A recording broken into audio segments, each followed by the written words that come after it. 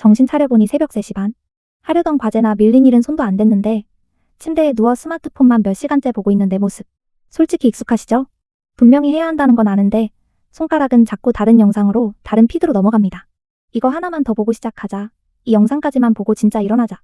그렇게 30분이 1시간이 되고 1시간이 결국 새벽 3시가 되어버리죠. 사실 몇 시간 전만 해도 우리 머릿속엔 완벽한 계획이 있었습니다. 집에 가자마자 30분 동안 청소기 돌리고 빨래 돌리면서 설거지까지 싹 끝내야지. 그리고 샤워하고 나서 책상에 앉아서 밀린 일까지 다 끝내야지. 머릿속에선 이미 완벽하게 정돈된 방과 깔끔하게 일을 끝낸 뿌듯한 내 모습이 그려집니다. 하지만 가방을 던지자마자 침대의 자석처럼부터 스마트폰을 켭니다. 딱 5분만 쉬었다가 완벽하게 시작하자. 그리고 정신을 차려보면 새벽이 되어 있는 거죠. 분명 하루 종일 피곤했는데 정작 한 일은 아무것도 없는 그 이상한 무력감. 과제를 하거나 새로운 무언가를 준비할 때도 똑같습니다. 이번만큼은 진짜 잘해서 좋은 결과를 내고 싶어 며칠 전부터 온갖 자료를 모았습니다. 책도 사고 강의도 결제하고 노션의 정리까지 완벽하게 해뒀죠. 그런데 정작 노트북 앞에 앉으니 첫 줄부터 마음에 안 듭니다. 이 표현은 너무 평범한가? 도입부가 약한 것 같은데 자료가 더 필요한가? 싶어 검색창만 뒤적거리다 결국 시작조차 못한 채 새벽을 맞이합니다. 가슴속에 너니 모를 죄책감만 가득하죠. 나는 왜 이렇게 의지가 없을까? 다른 사람들은 다 잘만 하는데 왜 나만 이 모양일까? 우리는 흔히 이런 행동을 두고 내가 너무 게을러서 의지가 부족해서 그렇다고 스스로를 깎아내립니다. 자기계발서 한 권만 더 읽으면 미라클 모닝만 시작하면 갑자기 부지런한 사람이 될 거라고 믿으면서요. 하지만 심리학자들의 말은 완전히 다릅니다. 당신이 자꾸 시작을 미루고 제자리 걸음을 걷는 진짜 이유는 게을러서가 아니라 오히려 잘하고 싶어하는 지독한 완벽주의 때문입니다. 심리학에서는 이걸 완벽주의적 미루기라고 부릅니다. 결과물에 대한 기대치가 너무 높아서 그 기대를 충족시키지 못할 것 같다는 두려움에 아예 시작 자체를 피해버리는 현상이죠. 즉 게으른 게 아니라 너무 잘하고 싶어서 멈춰버린 겁니다. 시작할 거면 완벽하게 끝내야 해. 대충 해서 부끄러운 꼴을 보이느니 안 하는 게 나아. 이 거대한 부담감이 우리의 뇌를 얼려버리는 거죠. 뇌과학적으로도 증명된 사실입니다. 실패에 대한 두려움이 커지면 뇌의 편도체가 과도하게 활성화되고 실행을 담당하는 전두엽의 기능은 오히려 떨어집니다. 한마디로 너무 잘하고 싶다는 마음 자체가 우리의 행동력을 마비시키는 거예요. 내가 그냥 게으른 건지 완벽주의 때문에 마비된 건지 헷갈리신다면 방금 화면에 스쳐 지나간 체크리스트를 확인해 보세요. 2개 이상 해당된다면 당신은 게으른 게 아니라 완벽주의자입니다. 자, 그럼 본론으로 돌아와서 완벽주의자는 대체 왜 시작이 느린 걸까요? 그 해답을 명쾌하게 밝혀낸 아주 유명한 실험이 있습니다. 데이비드 베일즈와 테드 올랜드라는 작가가 그들의 책 예술가여 무엇이 두려운가에서 소개한 도자기 수업 이야기인데요. 어느 도자기 수업에서 교수가 학생들을 두 그룹으로 나눴습니다.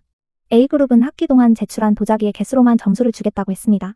50파운드, 약 22kg 분량의 도자기를 만들면 무조건 A를 주고 40파운드면 B를 주는 식이었죠. 작품의 완성도는 아예 평가 대상이 아니었습니다. 반면 B그룹은 단 한 개를 내더라도 가장 아름답고 완벽한 작품 단 한 점의 퀄리티로만 평가하겠다고 했습니다.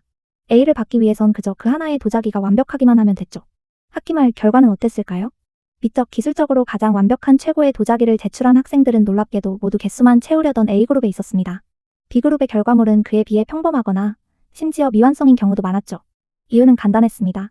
A그룹은 50파운드를 채우려고 엉성하더라도 도자기를 수도 없이 일단 빚었습니다. 첫 번째 도자기는 모양이 찌그러졌고 두 번째는 굽다가 깨졌고 세 번째는 균형이 안 맞았죠. 하지만 그러면서 수많은 실수를 했고 그 실수를 실시간으로 고쳐나가는 과정에서 흙은 이 정도 두께로 빚어야 안 깨지는구나, 가마 온도는 이쯤이 적당하구나 하는 실전 근육이 순식간에 붙어버린 거죠. 반면 완벽한 한 점을 만들려던 B그룹은 어땠을까요? 어떻게 하면 가장 아름다운 도자기를 만들 수 있을까? 를 머리로만 고민했습니다. 도자기 이론서를 읽고 유명 작가들의 작품을 분석하고 완벽한 설계도를 그리는데 시간을 다 써버렸죠. 정작 흙을 만져본 시간은 A그룹의 10분의 1도 안 됐습니다. 결국 연습량이 턱없이 부족해 몇 점 완성하지도 못하고 실력도 제자리에 머물렀습니다. 이 도자기 실험의 법칙은 단순한 옛날 이야기가 아닙니다. 세계에서 가장 혁신적인 실리콘밸리의 천재들도 똑같은 전략을 씁니다. 바로 MVP, 즉 최소한의 기능만 넣은 제품을 일단 시장에 던지는 전략입니다. 페이스북의 초기 버전을 기억하시나요? 그냥 학생들 사진 올리고 친구 추가하는 게 전부였습니다. 인스타그램은요? 처음엔 사진에 필터 입혀서 올리는 단순한 앱이었죠. 지금 우리가 쓰는 화려한 기능들은 출시 한참 후에 추가된 것들입니다. 이들은 완벽한 제품을 완성해서 내놓은 게 아니라 70% 정도 완성된 B+짜리 결과물을 빠르게 던지고 대중의 피드백을 받으며 실시간으로 고쳐나갔습니다. 왜냐하면 움직이면서 고치는 것이 방구석에 멈춰서 고민하는 것보다 10배는 빠르기 때문입니다. 생각해보세요. 머릿속으로 100번 시뮬레이션 돌리는 것보다 실제로 한번 부딪혀보고 피드백 받는 게 훨씬 더 정확하고 빠릅니다. 우리가 상상하는 문제의 80%는 실제로 일어나지 않으니까요. 세상이 인정하는 진짜 완벽함은 내 방 안에서 혼자 기획한다고 튀어나오는 게 아닙니다.